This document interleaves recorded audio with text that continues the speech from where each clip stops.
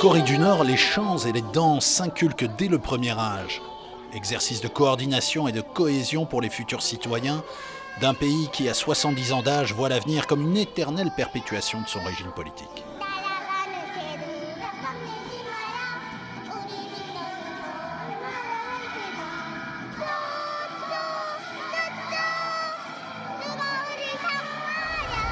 Toutes les visites se passent de la même manière, comme ici à l'école normale de Pyongyang. C'est une école où on forme donc les instituteurs de la capitale.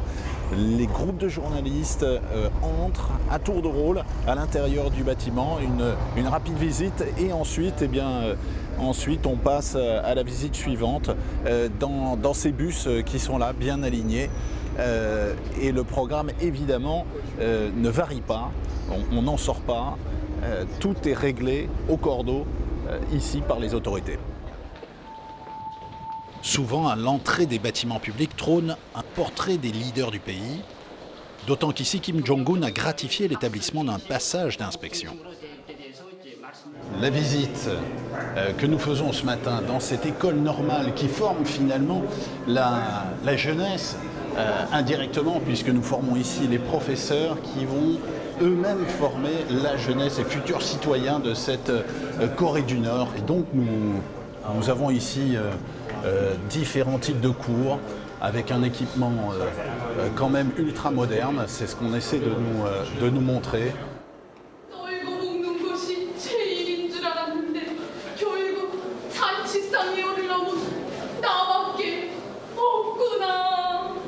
Toujours sous le regard de Kim Jong-un, omniprésent en photo,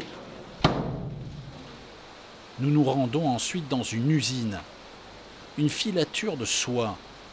Objectif, nous expliquer à quel point la Corée du Nord résiste aux sanctions. Je ne suis pas une experte de la question, mais peu importe, qu'il y ait ou qu'il n'y ait pas de sanctions, avec ou sans, nous continuerons à vivre normalement.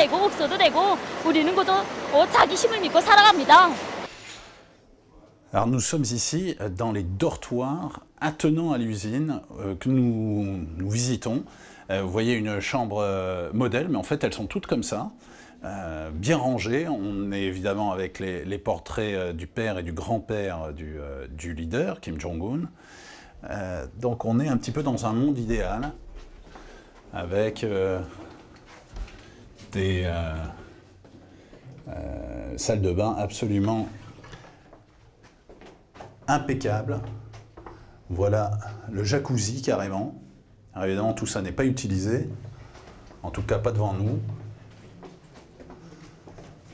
Et par ici, une autre chambre. Ah, là il y a des gens qui dorment. Donc il y a des gens.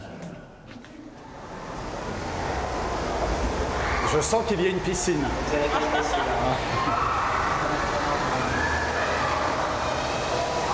ben les voilà.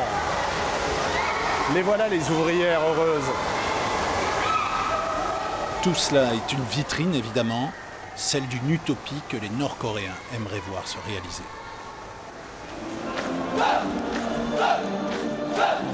Le surlendemain, c'est jour de fête. La grande parade du 9 septembre célèbre les 70 ans du pays. Dans la tribune, un invité inattendu, Gérard Depardieu. Et quelques mètres en surplomb, Kim Jong-un, le maître incontesté de la Corée du Nord.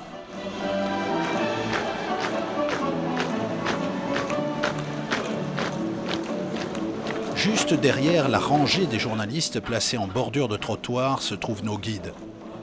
Chacun a le sien, bien vigilant, à 2 pas de l'équipe qu'il doit surveiller. La question du jour est la même pour tous, raison pour laquelle nous braquons nos caméras, en particulier sur le défilé motorisé. Kim Jong-un va-t-il déployer des missiles balistiques intercontinentaux ?